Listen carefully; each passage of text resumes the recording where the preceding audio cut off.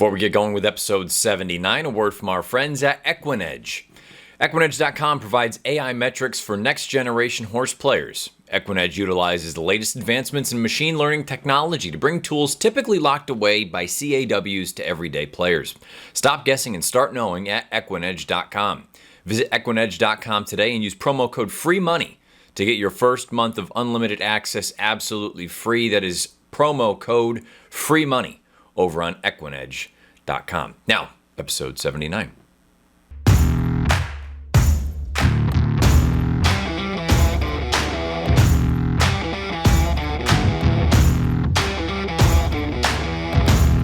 What's going on? Welcome into the Matt Bernier Show, part of the In the Money Media Network. My name is Matt Bernier. You can follow me on Twitter at Bernier_Matt. Today is Monday, August the 23rd, 2021. This is episode 79 of the show. However you listen to this, thank you for doing so. Many ways to find the podcast. If you're someone who you listen to it on your phone or on your iPad or your tablet or whatever it may be, and you use Apple Podcasts or you use Spotify or SoundCloud, you can go over to the inthemoneypodcast.com website and download it there as well. If you're someone who's on your computer, you can also head on over to YouTube and watch along. All you need to do, search bar Matt Bernier Show. You get this episode along with the 78 prior, and as always, please rate, review, and subscribe. The more information we get from you guys, the better off we are as far as just kind of catering to whatever you actually want to hear and what you want to talk about. So on this week's show, the winner of the Friday feature last week was Gemini 3. Unfortunately, never heard back from that individual, so there is no Friday feature this week. We're going to take a week off. And I've been a little disappointed, I guess, with the overall number of folks getting involved. There are some of you that are diehards, and I appreciate that.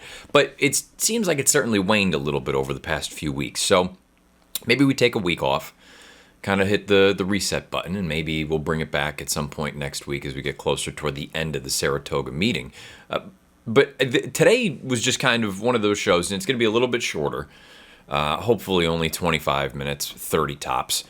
But I started going through and looking at the Pacific Classic that happened this past Saturday, won by Tripoli.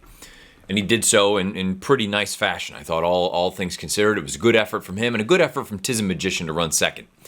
So I start going back, and I'm looking at charts and looking at figs and replays and things like that, and let's start with the Pacific Classic, because I think this will then roll in nicely to the upcoming Travers this weekend. And then not just the Classic division as a whole, but the Breeders' Cup, specifically a Breeders' Cup Saturday.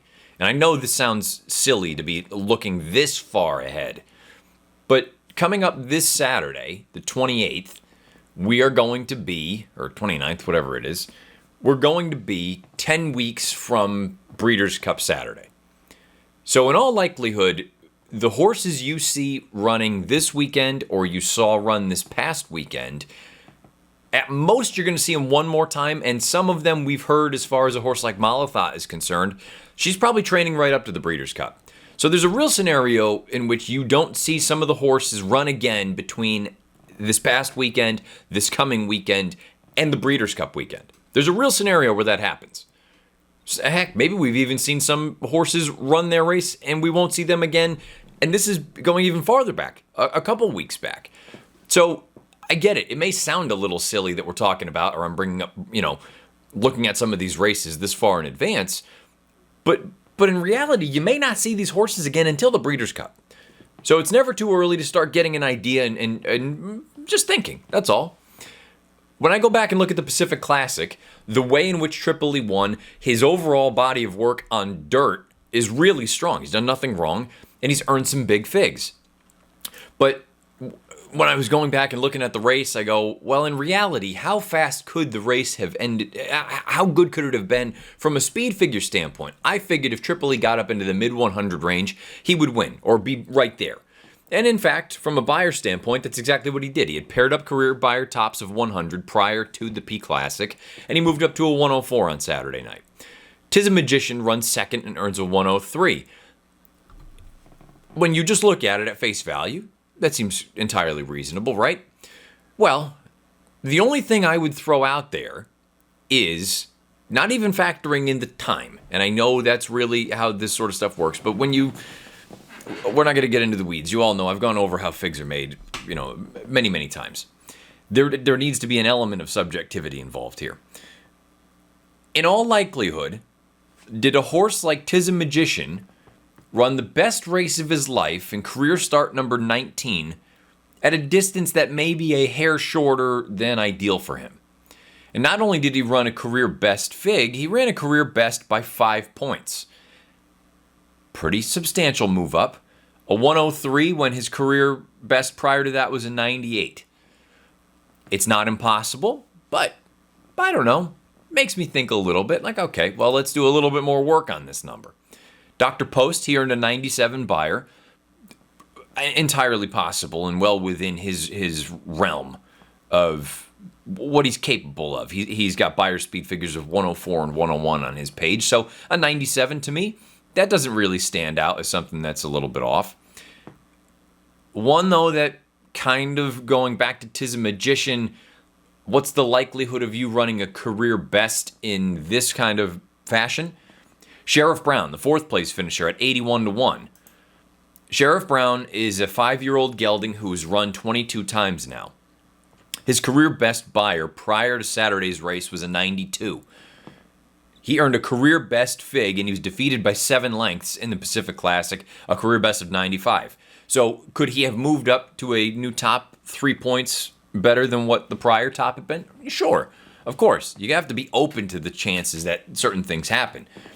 But now when you've got 2 in the top 4 that have run career bests, or let's say 3 in the top 4, including Tripoli, and the 4th place finisher is beaten by 7. So he didn't run a career best. You're effectively saying many of these horses are now running career bests. Not impossible, but it makes me think that perhaps there's a chance that that fig is a little too high. 2 or 3 points. And I know 2 or 3 points doesn't sound like much, but if all of a sudden a horse like Tripoli goes from a 104 down to a 101 or a 100, now all of a sudden he was already probably a hair slow compared to the Knicks Goes of the world. Now he's a fair ways behind if you bring him down into that 100 range. Tis a Magician, all of a sudden, from a 103 Beyer, is he really a Breeders' Cup Classic type of horse? I don't know how many people were saying that going into the Pacific Classic. I love the horse. I think he's really good. But Richard Mandella, I think, figured him out. You stretch him out in distance, that's what he's wanted. He's flourished doing that. And this was a really, really bang-up effort. Maybe he did run the best race of his life on Saturday night. Totally possible. But from just purely a number standpoint, it makes me look at it and go, I don't know. Did he really jump up that much? Independence Hall, a horse who wants no part of a mile and a quarter. He earns a 95. I'm fair with that. No problem. And really, the rest of the field, they had their issues. Express Train, Royal Ship, and on. How does this all relate to this coming Saturday in the Travers? The field of probables that I have seen, I'm not breaking any news. It's Essential Quality's race to lose. I like Midnight Bourbon. I like some of the other horses in the race. Essential Quality is supposed to win the Travers. It's not going to be a giant field. I don't think it's going to be the most competitive field.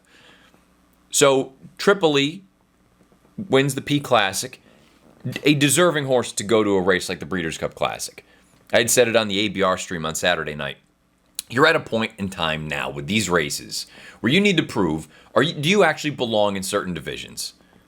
And if you end up throwing in a clunker, for all intents and purposes, that to me removes you from consideration. Sure, you may run in the race, but you're not really a contender. So as much as I loved Royal Ship, he either hates Del Mar, which I do think is a genuine possibility, or he's not nearly as good as those 2 runs at Santa Anita that I was buying into are. He's just not that good. Express Train.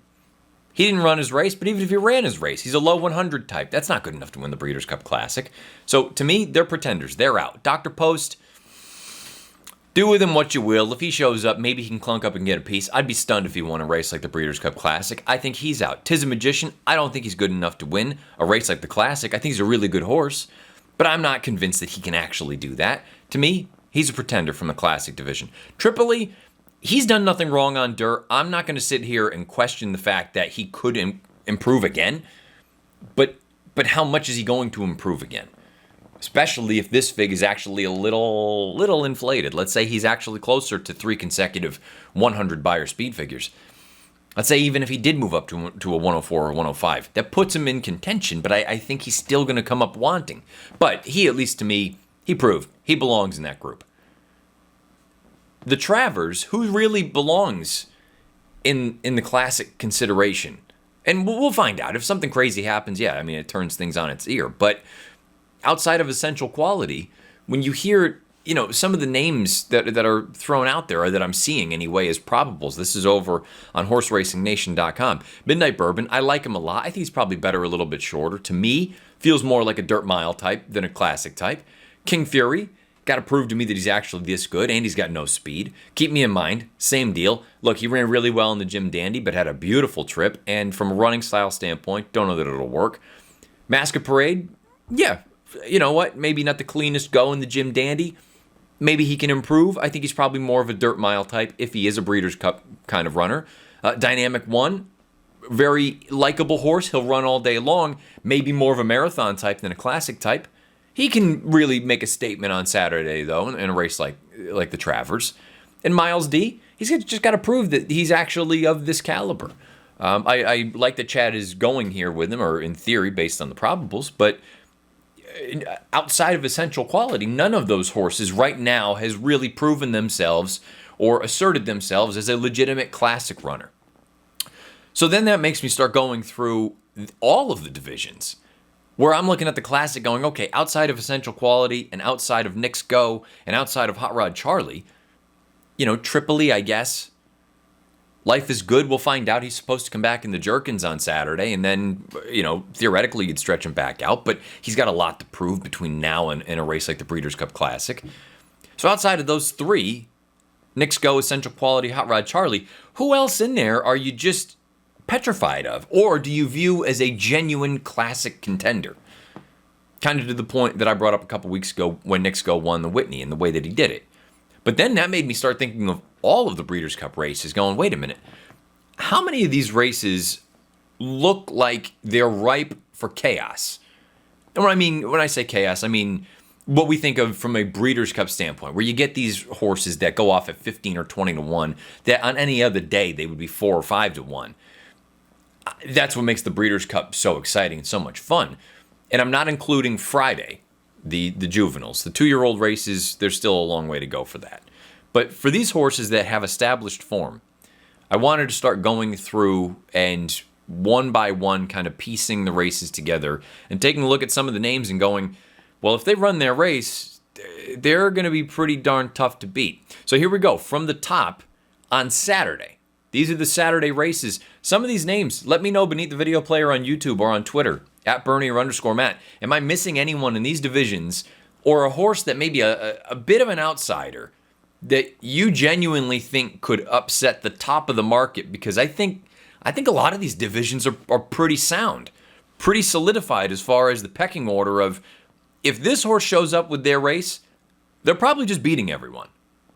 So the filly and mare sprint, when you go through and look at some of the names that are thrown out there, CC, I think she's a nice mare. Certainly, if she ended up going there, she makes some sense. Bella Sophia, the 3-year-old, she looks really good. But, I mean, they're all going to have to beat Gamine. And don't forget about a horse like Bell's the One. There's some really nice runners. But if Gamine runs her best race, I don't know that anybody else can beat her. She'll be a short price. Maybe you'll get a little bit of a better price than you would on any given Saturday on a horse like Gamine in the Breeders' Cup. But, I mean, if she runs her race, she's probably going to win.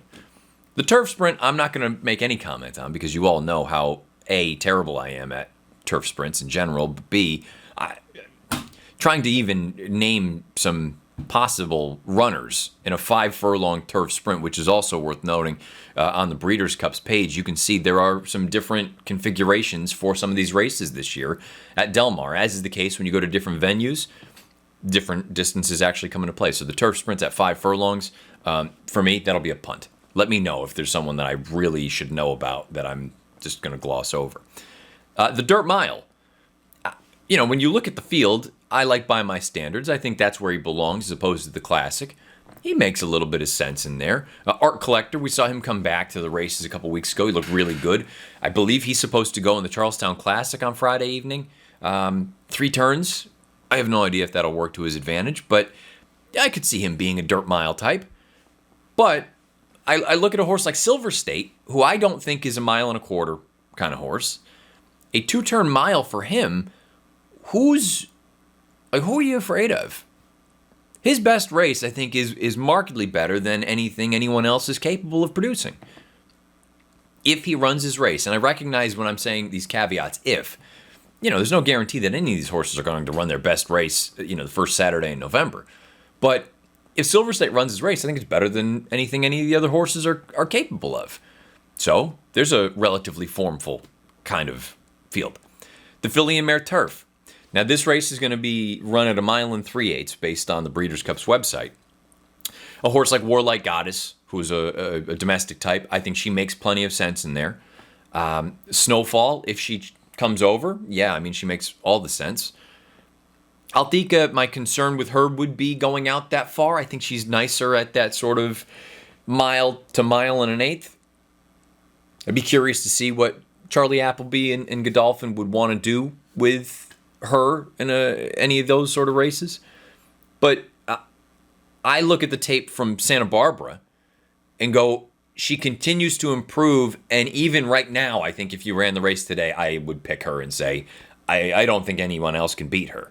I think she's an exceptional talent. I went back and watched that Beverly D again.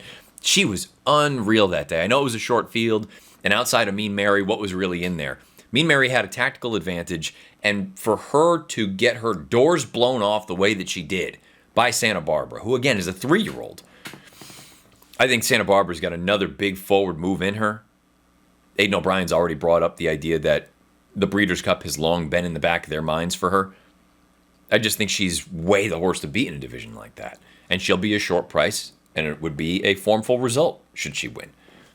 So you see what I'm getting at here, and maybe I'm getting ahead of myself, and we'll find out that some of these horses, there are going to be some things that happen between now and next weekend, the following weekend, whatever it may be, that kind of turn these divisions, upside down. But for the most part, I look at the Breeders' Cup Sprint. CZ Rocket, I would say of the local hopes in Southern California, he's the one that makes the most sense, despite the fact that Dr. Schivel is the one who defeated him in the Bing Crosby. But, he doesn't terrify me.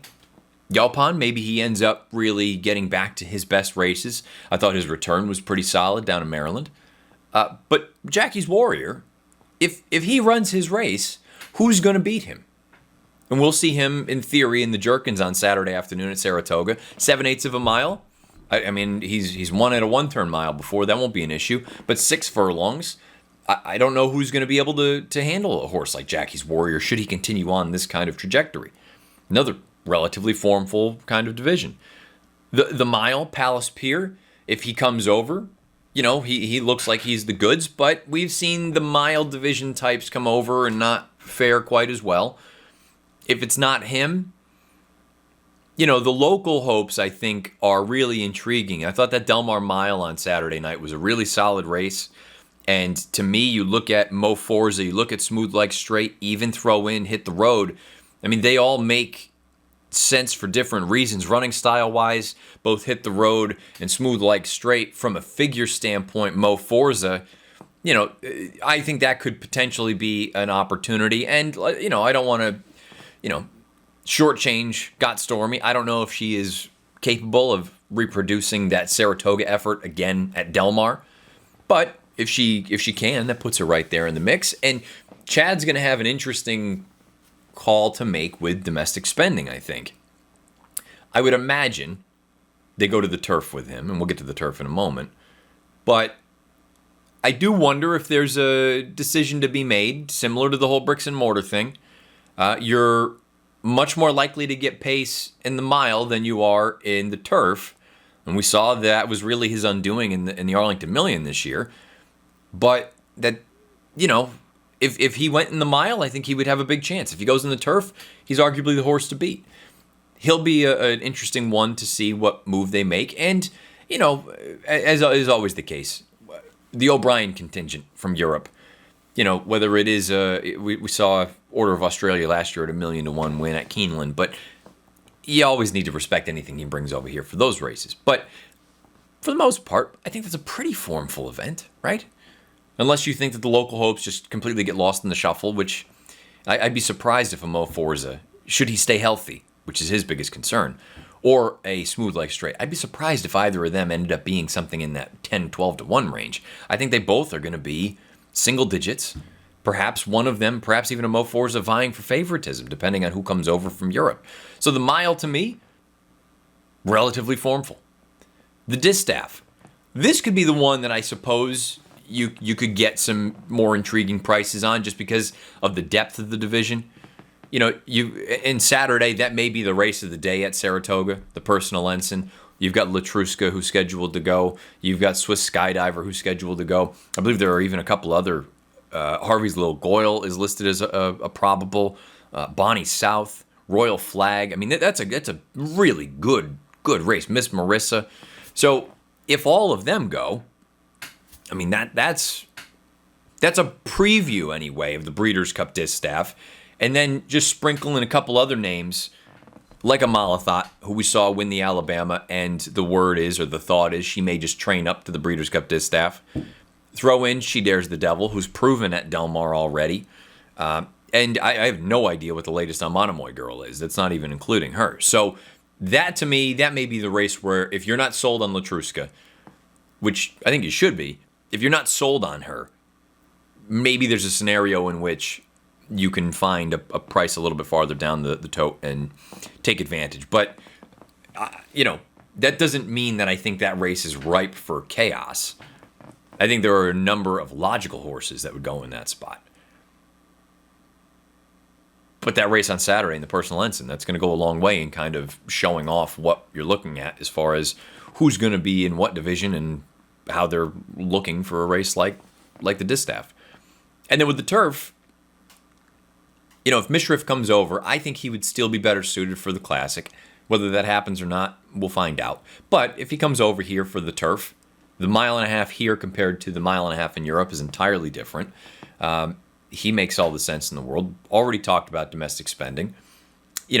State of rest? Maybe. I don't know. Is he good enough? Who knows? I don't know what the deal is with many of these Europeans, but Tarnawa, we know what she did last year at Keeneland. Of the domestic hopes, I suppose the United fits in there. He's run well at Del Mar. I think circumstances got him beat on Saturday in the Del Mar handicap, but there's a part of me that doesn't really believe that that's going to be a group that produces a Breeders' Cup turf winner. Mogul in Japan, I've read different things about, are they coming here? Are they not coming here for the Sword Dancer on Saturday? I still believe in Tribhuvan, that his speed, I could very easily see him, should they choose to go that route, being a Highland reel and just opening up and nobody can go and run him down at 1.5 miles. He's got to get through a race like the Sword Dancer on Saturday first. But again, that's a division that maybe it's a little bit deeper. But I don't think you're going to get anything that's like totally unforeseen happening in there right now. Admittedly, I recognize we still have a long way to go. But the point being, the reason I wanted to bring this up, you may not see many of these horses. At most, you'll see them probably one more time following this weekend. At most. Some of them, you're not going to see them again before the Breeders' Cup. So we'll see how these races play out this weekend. But it's not too early to start formulating your thoughts about what you think of some of these divisions. And realistically, which divisions, and hopefully this is, my goal was to at least throw out the idea of what divisions do you need to spend more time familiarizing yourself with runners who may not be top of mind.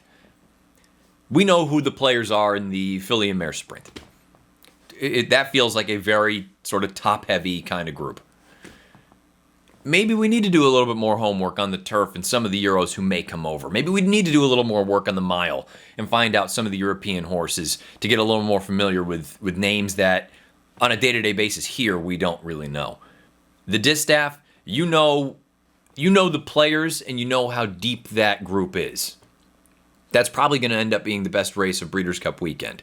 Again, I'm not including the 2-year-olds on Friday because there's still, those divisions, still, there's a long way to go to sort themselves out. But some of these groups, barring crazy things happening this weekend, I think you're looking at relatively formful races, perhaps anyway, on Breeders' Cup Saturday. I'm not seeing the races where all of a sudden the 25-1 shot or the 30-1 shot is going to blow up the tote board. I think these are pretty sound runners that deserve to be shortish prices in their respective divisions. And I think if they run their race, I think they're going to be tough to beat. Let me know your thoughts about the runs that I just laid out. And also, if there are horses that I've kind of glossed over that I may be missing, if you have any thoughts about the way that the races could be run, and just your overall thoughts coming up on this Saturday and last Saturday. The races run at Del Mar and the races coming up this weekend at Saratoga. Again, all eyes are going to be on Essential Quality. It's his race to lose. I'm expecting him to win. To me, it's not the most exciting race. I want to see him get out there and run a good race, but he's expected to win. If he does not win, that's a major red flag to me, and that would just even make that classic division even thinner. It's already a thin group, in my opinion. If Essential Quality, for whatever reason, stubs his toe on Saturday, it potentially becomes even thinner. So we'll see what happens. I think it's going to be a fun weekend of racing. I'm going to be up at Saratoga, ABR Live. It's going to be me and Dan Torgman on site talking about some of the Winning Your In races before Fox takes their coverage all out with I believe the Sword Dancer and the Travers. But we'll take care of some of the undercard races, and we'll be there just kind of chopping things up. Join us over on all of the social channels for America's Best Racing. Let me know, again, thoughts, opinions, feelings about any of these races, any horses I may have missed, and also your overall thoughts on the Friday feature. Is it something that do we need to evolve it a little bit? I'm all ears. I want to hear what you guys have to say, because really it doesn't do me any good if people aren't wanting to get involved with it. If there's something that we can kind of tweak to make it a little bit more enjoyable or interactive or whatever it may be, let me know beneath the video player on YouTube or on Twitter at Bernier_Matt. However you listen to this, thank you for doing so. Apple Podcasts, Spotify, SoundCloud, InTheMoneyPodcast.com, YouTube, search bar Matt Bernier Show. You get this episode along with the 78 prior. I will be back next Monday. Looking forward to getting up to the spot for the first time this year. I'll also be up there the following weekend, but that'll just be for a fun trip. I won't be doing any work. But I will be with Fornital, with PTF, for the live from the Brentwood next Saturday. Not Travers Saturday, Jockey Club Gold Cup Saturday. So that should be a good time. We'll enjoy that. But many things to happen between now and then. Horse Player Happy Hour, join us on Thursday afternoon. Myself, PTF, maybe Michelle, you enjoying us, or getting involved as well. It should be a good time. So a lot of good stuff going on, but really, I'm curious. Am I missing things? Big picture, thinking Breeders' Cup. Are there horses that I'm missing? Am I making it too simple? I need to know. I need you guys to help me here. I appreciate all of the support. Please rate, review, and subscribe however you listen to this thing. Follow me over there on Twitter at Bernier_Matt. Until next Monday, best of luck however you play, whatever you play, and wherever you play. It's been episode 79 of The Matt Bernier Show.